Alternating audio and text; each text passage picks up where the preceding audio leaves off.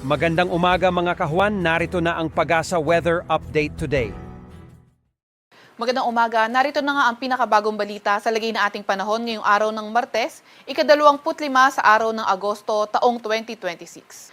Narito nga ang ating latest satellite image kung saan meron tayong minomonitor na 2 bagyo at isang low pressure area sa labas ng ating Philippine Area of Responsibility.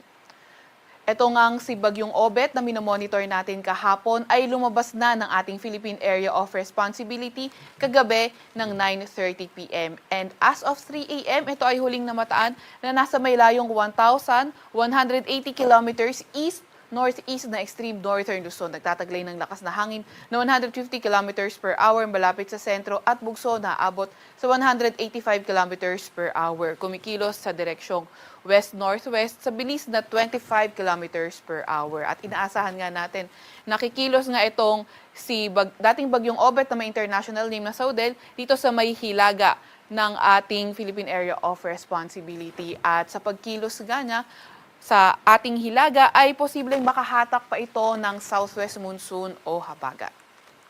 Samantalang yung isa namang minomonitor natin ay nasa tropical depression category na may international name na Atsani. And as of 3 a.m., ito ay huling namataan na nasa may layong 1,760 kilometers east ng northern Luzon. Nagtataglay ng lakas na hangin na 55 kilometers per hour at bugso na abot sa 70 kilometers per hour. Kumikilos sa direksyong hilaga sa bilis na 30 kilometers per hour. Ito namang tropical depression na ito dahil nakikita nga natin napakalapit lang sa boundary ng ating PAR ay hindi natin tinatanggal yung possibility ng pagpasok ng ating area of responsibility. Samantalo, isa naman nating minomonitor na low pressure area, ayan yung dating si Neneng. And as of 3 a.m., nasa may layong 670 kilometers northwest ng Itbayat, Batanes. Samantalang southwest monsoon naman o habagat, patuloy pa nga rin yung epekto sa Luzon, kaya maraming areas pa rin sa Luzon ang makaka-experience ng makulimlim na panahon with scattered rains.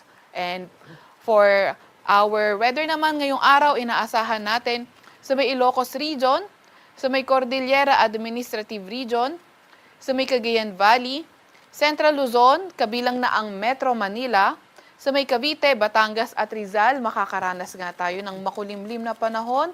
May mga posibleng kalat-kalat na pag-ulan, pagkidlat at pagkulog. And then, posible nga higher chance or mas malakas na mga pag-ulan sa kanlurang bahagi ng Central at Northern Luzon. At para naman sa nalalabing bahagi ng Luzon, asahan nga natin yung partly cloudy to cloudy skies, may mga tsansa ng mga localized thunderstorms. Sa mga susunod na araw, asahan nga natin na patuloy pa nga rin yung epekto ng southwest monsoon sa malaking bahagi ng Luzon, and by around August 29 ay posibleng mas humina na yung epekto ng habagat sa ating bansa. Pero since 3 to 5 days pa yan, may posibilidad pa rin itong magbago, kaya patuloy tayong mag-antabay sa mga ilalabas na update. Agwat naman ang temperatura ngayong araw sa Metro Manila ay 26 to 31 degrees Celsius. 25 to 32 degrees Celsius naman sa may Tuguegarao. Agwat naman ang temperatura sa Puerto Princesa at Calayan Islands ay 25 to 32 degrees Celsius. Para naman sa lagi ng panahon sa Visayas at Mindanao, ito yung mga areas na hindi affected ng southwest monsoon.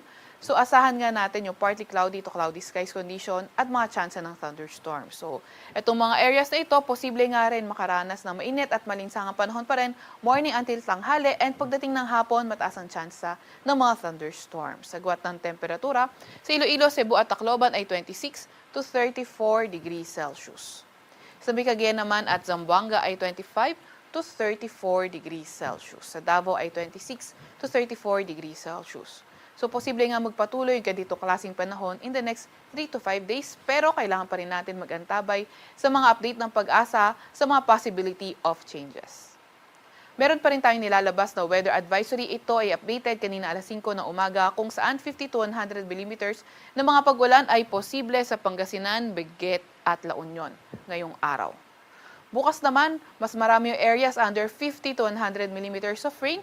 Yan ay sa mga lugar ng La Union, Benguet, Pangasinan, Zambales, pati na nga rin sa may Bataan. At tinasahan nga naman natin ngayon na wala pa rin naman tayong gale warning sa kahit na anong dagat baybayin ng ating bansa.